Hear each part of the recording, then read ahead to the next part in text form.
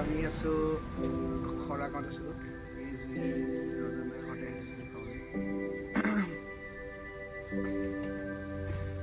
তাৰপিছতে ৰজনদা কিবা কওক আপুনি আহে নমস্কাৰ আহিছে ভাইটি ৰাজ মই ঘৰতে আছোঁ বৰ্তমান ৰাজ আহিল বহুত দূৰৰ পৰা গুৱাহাটীৰ পৰা আহিছে দাদাকক গ'লোঁ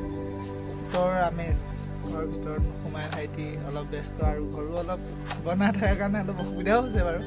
নিজৰো বেয়া লাগে তথাপি জুই খালত এতিয়া যিহেতুকে ঠাণ্ডাৰ শীতৰ আমেজ জুইৰ যিটো আমেজ আমাৰ অসমীয়া যিটো পৰম্পৰা সেই পৰম্পৰা ৰক্ষা কৰি আমি দুই ভাইক আৰু ককাইক আৰু ভাইক মানে এতিয়া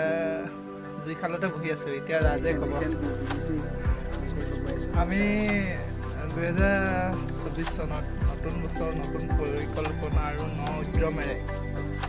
আগবাঢ়িব গৈ আছোঁ সহায় কৰিব আপোনালোকেও আশীৰ্বাদ কৰিব মানে সেই আশীৰ্বাদটোৱে আমাৰ কাৰণে বহুত ডাঙৰ আশীৰ্বাদ যদি ৰাইজৰ বা আমাৰ আত্মীয়বিলাকৰ পৰা নাপাওঁ সেইটো সদায় ব্যৰ্থই হয় সেইটো কাৰণে আপোনালোকৰ পৰা আশা কৰিম এই মানে আশীৰ্বাদখিনি আৰু মৰম আৰু আমি যিমানখিনি পাৰোঁ সেই বিশ্বাসখিনি দিব পাৰিব অঁ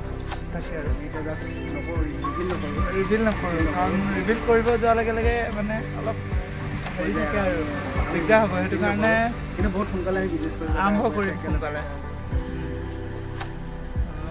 বাই বাই থেংক ইউ